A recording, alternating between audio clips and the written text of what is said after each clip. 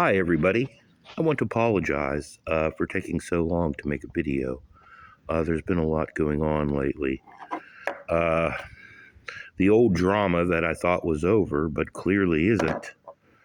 Uh, I thought me and the person had a deal just to leave each other's private lives alone, and I could bring my bike inside. It seemed to work good for a couple days, but then no.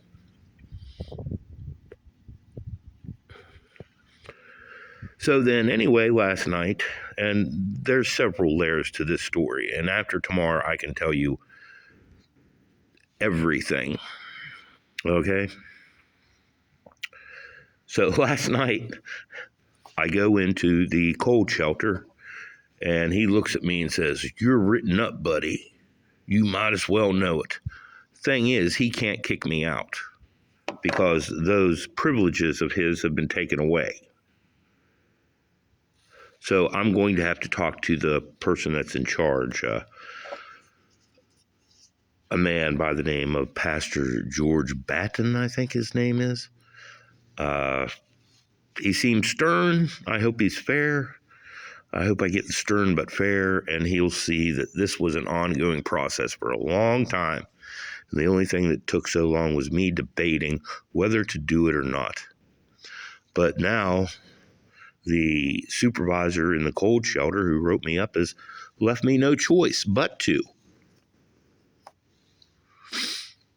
And it says in the Bible, take no part in empty business work or evil schemes.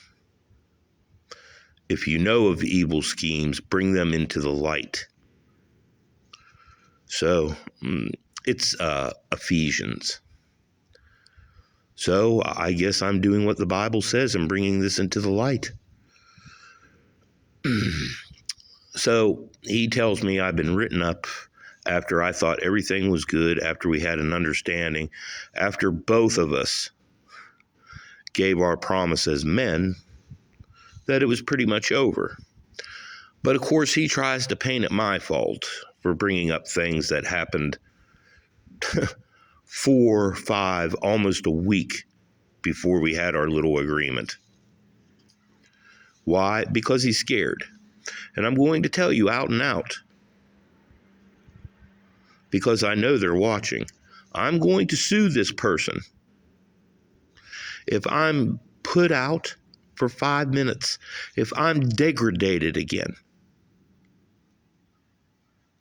I know who he is, I know where he lives, and he lives in the Union, the paid residential area of the Union, because, see, here's the thing. This person was at a lower point in his life than me, because not only was he homeless, but he was a drug or alcohol addict or some kind of dependency.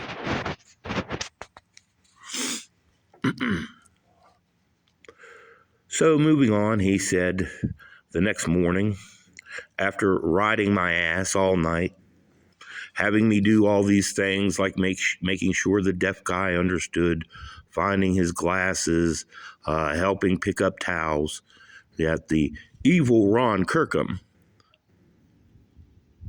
is going to have to go talk to the powers that be.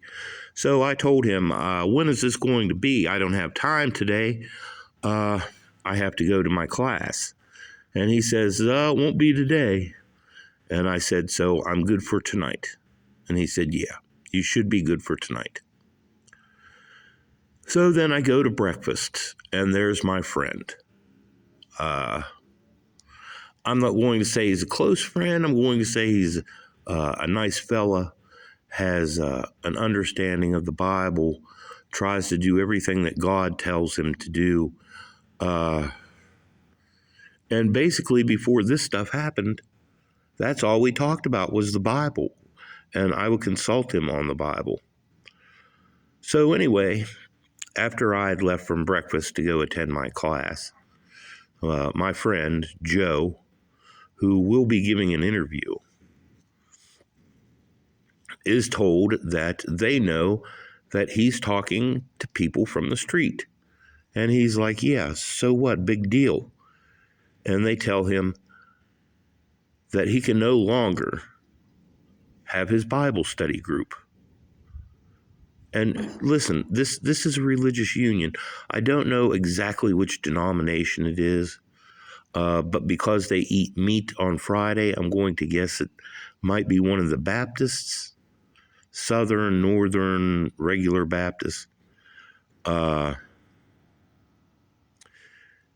And he's told to stop doing this, to stop talking to people from the street. And he quite blatantly tells them, I'll talk about Jesus and God to whom I want. And they tell him, no, you won't. And so he says, yes, I will. And he grabs his things, quits, and goes home. He had already interviewed for a job as a manager at McDonald's, which I'm pretty sure is a lock for him. So now what remains is I'm going to go and I'm going to tell the heads of this program exactly what's been going on. And it is some disgusting, perverse stuff, which may be even deeper than what I think. Now, I want to make clear that this is not the union mission that's doing these things. It's an employee of the union mission, the guy that I told you about, who's a supervisor down at the cold shelter, who was once a homeless person with a dependency problem. So I hope that cooler minds prevail, but it just doesn't seem like it's going to. I've been accused of so many things, and they're such trifles. Like, I was accused of sharing him what the food's like. My friend telling him what the food's like in the kitchen. Well, yeah, that's true. Everybody has seen my review videos of, like, the food. And actually, most of them I praise the food.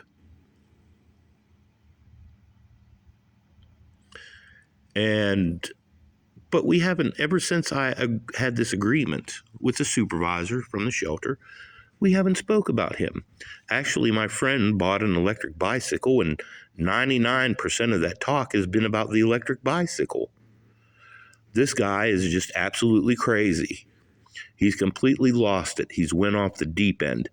He's trying to act like he's George S. Patton, and he's getting $9 an hour. I'm sorry, but he's not George Patton. He's George S. Dumbass. So then, also the other night, and I'm not saying this is the real reason, but for some reason, he put 6 bedspreads into our washer, and it, of course, broke. So what does this mean? This means he doesn't have to wash clothes because the clothes washer's broke. Just something to think about. There's so many things going on. They've driven a person who was a real employee away in hopes that this person, this supervisor, is the real deal, but he's not the real deal because he brings prostitutes into our cold shelter. There's more than one person that says he's using drugs. And it's just disgusting. And I can go back, of course, to the racist things about him inventing lies about a missing bottle of soap so he wouldn't have to wash clothes again. Kicking a man out because he came in a little bit late and woke him. He's not supposed to be sleeping. Not only is he not supposed to be sleeping, he's definitely not supposed to be laying in the beds that the clientele sleep in. This is just ridiculous. And he's not doing anything other than spiting himself because I've got money to go to a hotel and there's another homeless shelter here. And down the road about 10 miles, there's 2 more homeless shelters. Now, I thought it was all over, but clearly it's not. It's a damn shame because this union mission really does some good for people who need it. They give them 3 hot meals a day. They take in people with dependency problems and help them. And because they trusted one bad apple, it might end up spoiling the whole damn shebang. I mean, they can sit there and say whatever they want. But at the end of the day, the only thing is it shows how much they care about me, about other homeless people, about the lowliest of the low and the helpless, the most helpless. And they're really beginning to show it's only about the money for them. I hope it isn't, but, 2 plus 2 usually always equals 4. So please, if you like my videos, if you enjoy this drama, because I don't enjoy this drama, but if you enjoy it, please like, subscribe, comment, and donate. Please donate if you have a couple extra pennies laying around. And please feel free to write your questions. I'll gladly answer them. Have a good day, and I hope you're doing much better than me.